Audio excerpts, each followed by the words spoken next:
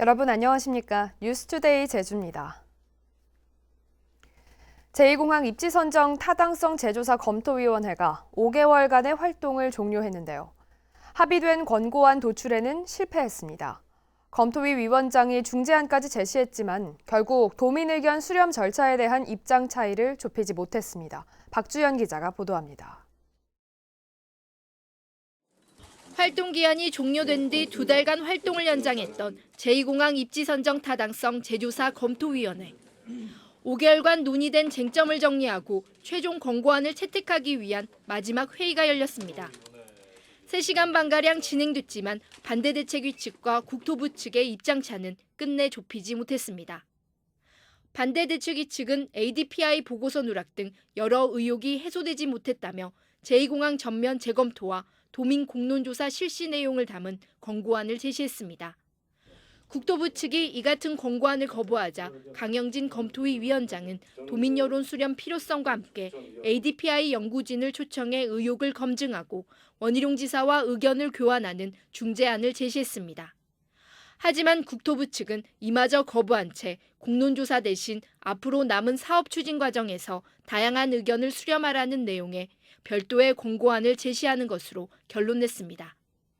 결국 합의된 권고안을 도출하는 데 실패한 채 3가지 권고안을 같이 적시하는 것으로 재검토위 활동 기한은 마무리됐습니다.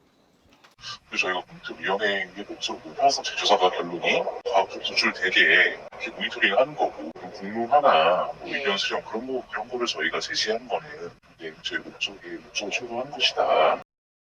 제2공항 반대 대책위 측은 즉각 반발했습니다. 국토부가 더불어민주당과의 당정협의에서 도민 의견을 수렴해 제출하면 정책 결정에 반영하겠다고 합의해놓고 도민 의견 수렴안도 권고안에 반영하지 않았다고 주장했습니다. 또 국토부 추천 위원이신 위원장께서도 중재안을 통해서 도민 여론 수렴을 하라고 했는데 국토부가 거부해서 결국은 단일한 하나의 합의안은 마련되지 못했습니다. 이해할 수 없는 처사입니다. 반대대책위는 국토부를 배제한 채 지역위원들과 함께 청와대를 직접 설득해 제2공항 문제를 해결하겠다는 방침이어서 제2공항을 둘러싼 갈등은 더 심해질 것으로 보입니다. MBC 뉴스 박주연입니다. 원희룡 도지사가 제2공항 공론조사에 대해 정치적인 의도가 있는 시간 끌기라고 평가했습니다. 원 지사는 자신의 유튜브 계정인 원더풀 TV를 통해 제2공항 반대 측이 주장하는 공론조사는 기술적인 전문가의 영역을 비전문가들이 결정하는 행위로 무책임한 주장이라고 비판했습니다. 또 공론조사는 반대를 위한 시간 끌기로 정치적 의도가 다분하다며 공론조사를 수용할 수 없다고 선을 그었습니다. 고유정 사건을 수사한 경찰의 부실 수사 정황이 또 확인됐습니다. 고유정의 현재 남편은 수면제가 든 약봉지를 직접 찾아서 경찰에 건네줬다고 기자에게 털어놨습니다. 박성동 기자입니다. 지난 5일 고유정의 현 남편은 유치장에 있던 고유정과 면회하다 의심스러운 얘기를 듣습니다. 고 씨가 느닷없이 자신의 손가방을 형사들이 가져갔는지 물은 겁니다. 이상한 느낌이 든 남편은 청주집에 있던 고유정의 여행 가방을 뒤져 손가방 속 졸피뎀을 발견했고 이를 경찰에 제출했습니다. 전혀 없었어요. 오히려 고유정 씨 같은 경우에는 제가 자는 거를 확인하고 나서 밤에 항상 생활했어요. 밤에 활동을 하는 친구인데 왜 잘라고 그걸 청구받겠어요? 청주집에서 고유정을 긴급 체포할 때도 졸피뎀을 놓쳤던 경찰은 남편 얘기를 듣고서야 졸피뎀을 처방해준 병원과 약국을 압수수색했습니다. 의붓아들 사망 사건에 대해서도 의문을 제기했습니다. 지난달 17일 2차 부검 소견에서 뭔가에 강하게 눌렸을 가능성이 제기됐고 뒷목과 등에서 실핏줄이 터져 생기는 점출혈이 여러 곳에서 발견됐는데도 경찰이 별다른 수사를 하지 않았다는 겁니다. 2차 부검 소견에는 1차 때랑 다른 말이 하나 있어요. 압착의 가능성이란 말을 좀 들었습니다. 그날 저랑 고유정을 불렀어야죠. 안 불렀잖아요. 그 다음날 고유정은 제주도 내려왔어요. 또 지난 3일 경찰이 자신을 대상으로 졸피뎀 잔존 검사를 할 때도 모근 검사는 안 했다며 부실 수사 의혹을 강하게 제기했습니다. 남편은 이어 아들이 숨진 날 자신이 심폐소생술을 했다고 기자들에게 말한 데 대해 경찰이 ISCC는 심폐소생술 흔적이 없다고 밝힌 것을 반박했습니다. 그날 119 출동 구급일지에는 부모가 아이를 눕혀놓고 심폐소생술을 하고 있었다고 돼 있습니다. 또 당시 아들이 흘린 혈흔 사진을 공개하고 경찰이 이 정도 혈흔은 소량이라며 타살 증거로 보기 어렵다며 증거 보전을 하지 않아 고유정이 피 묻은 이불을 다 폐기했다고 비난했습니다. MBC 뉴스 박성동입니다. 상수도 유수율을 높이기 위한 블록화 시스템 구축이 지지부진하다는 지적이 도의회에서 제기됐습니다. 제주도의회 예결위는 어제 열린 결산심사 2차 회의에서 지난 2016년부터 시작된 상수도 블록화 시스템 구축률이 5%대를 밑돌고 있는 반면 부산과 울산 등은 완료된 지역도 있다며 지방채를 발행해서라도 사업의 속도를 내라고 주문했습니다. 제주도는 이에 대해 현재 33개 구역의 블록화가 끝났고 현재 구축 중인 142개 구역은 내년까지 마무리할 계획이라고 답변했습니다. 제주도가 최근 심야에 공항에서 손님을 태우는 택시에 할증 운임을 도입하려다 반대 여론에 부딪히자 기존대로 택시업계에 인센티브 쿠폰을 계속 지급하기로 했습니다. 문제는 인센티브 쿠폰 제도에 대한 세금 낭비 논란이나 투명하지 못한 예산 집행 과정에 대한 대책은 마련되지 않았다는 겁니다. 김항섭 기자입니다. 금요일 저녁 시간대 제주공항 택시 승강장. 짐을 든 승객들이 택시를 타려고 길게 줄지어섰지만 대기 중인 택시는 달랑 두어 대 뿐입니다. 10분쯤 지나 저녁 7시가 되자 갑자기 공항 안으로 택시들이 줄지어 들어옵니다. 진입 차량이 한꺼번에 몰리면서 교통 정체가 빚어질 정도. 대기 중이던 승객들도 빠른 속도로 줄어듭니다. 제주 여행 왔으니까 이 정도 기다리는 거는 불편하게 느끼진 않아요. 여행사에서 오늘은 호텔까지 개인이 이렇게 가라 그래가지고. 제주도가 2016년 10월부터 공항에서 평일에는 밤 10시 이후, 주말에는 저녁 7시 이후 택시들이 손님을 태울 때마다 2,200원짜리 쿠폰을 지급하면서 벌어지는 현상입니다. 야간에는 시내에도 손님이 많아 택시들이 공항 진입을 꺼리자 공항 이용객들의 불편을 해소하겠다며 마련한 대책입니다. 공항에 와도 여기서 손님 실어봐도 돈이 안 되니까 안 오는 거지. 그러니까 저녁 되면은 시내도 손님이 좀 있으니까 퇴근 시간 되면은 차들이 많이 들어오더라고요. 문제는 이 같은 쿠폰 지급에 지금까지 투입된 예산만 10억 원. 쿠폰 지급 과정에 대한 감시도 소홀하다는 지적이 제기되면서 제주도가 쿠폰 대신 할증 요금을 도입하려 했지만 반대 여론에 계획을 철회했습니다. 요금에 바로 반영될 경우에 관광객이나 도민들한테 부담이 많이 가겠다. 시스템으로 하는 자동화 방식을 그것도 한번 검토하고 있어요. 하지만 막대한 혈세 낭비 논란이나 예산 집행에 대한 투명성 확보를 위한 대책은 여전히 마련되지 않은 상황. 야간 시간대 제주공항의 대중교통 활성화를 위한 근본적인 대책이 필요한 이유입니다. MBC 뉴스 김항섭입니다.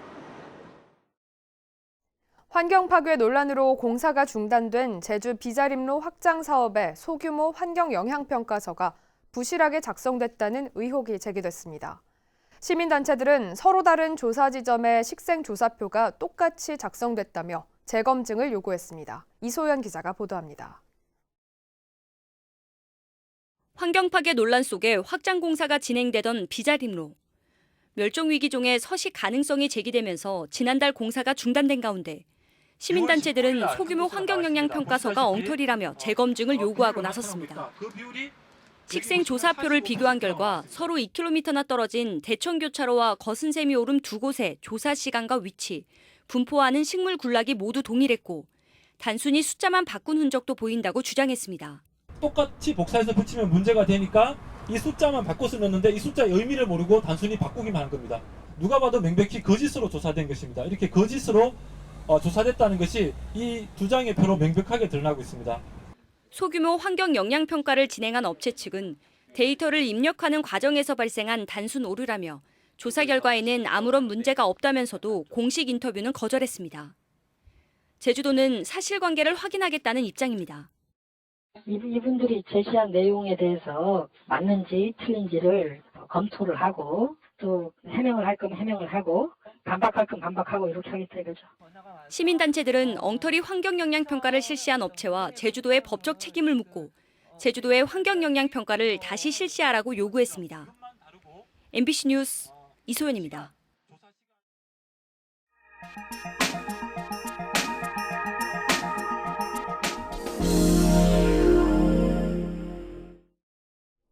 강원도가 다양한 전통주를 육성하기 위해 생산 인프라부터 유통, 판매까지 지원하는 종합 대책을 마련했습니다. 주 원료가 지역 농산물인 만큼 농업 활성화도 이룬다는 계획입니다. 조성식 기자가 보도합니다. 원주의 한 전통주 제조업체입니다. 지역에서 생산된 쌀을 가지고 약주와 소주 등을 만들고 있습니다. 설비 투자가 이루어지면서 사업 초기보다 생산 능력이 5배가량 향상됐지만 규모가 늘어난 만큼 판로도 넓히기는 쉽지 않습니다. 기본적으로 판매를 하기 위해서 기본적인 생산 수량이 필요하겠더라고요. 너무 적게 생산을 해도 팔 수가 없는 조건이라 저희가 새로 공장을 조금 더 넓힌 이유는 판로 확대를 위해서. 도내 전통주 생산업체는 모두 74곳으로 영세한 곳이 대부분입니다. 이에 강원도가 전통주 사업 육성을 위한 노력을 본격화합니다. 오는 2022년까지 170억 원을 투입해 시설 현대화와 연구개발, 품질 관리 등을 지원한다는 계획입니다. 통합 브랜드로 신뢰를 높이고 상설 판매장 구축과 일반 음식점 판매, 지역 관광과도 연계해 유통을 활성화한다는 전략입니다.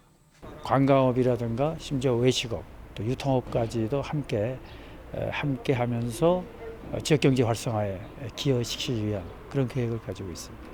도내 농산물을 주 원료로 확대 사용하는 방안도 마련해 지역 농업도 함께 성장하는 방향으로 추진될 예정입니다. 전국의 2.1%에 불과한 강원도 전통주 산업이 양적, 질적 성장은 물론 지역 경제에도 활력을 불어넣을 수 있을지 주목됩니다. MBC 뉴스 조성식입니다.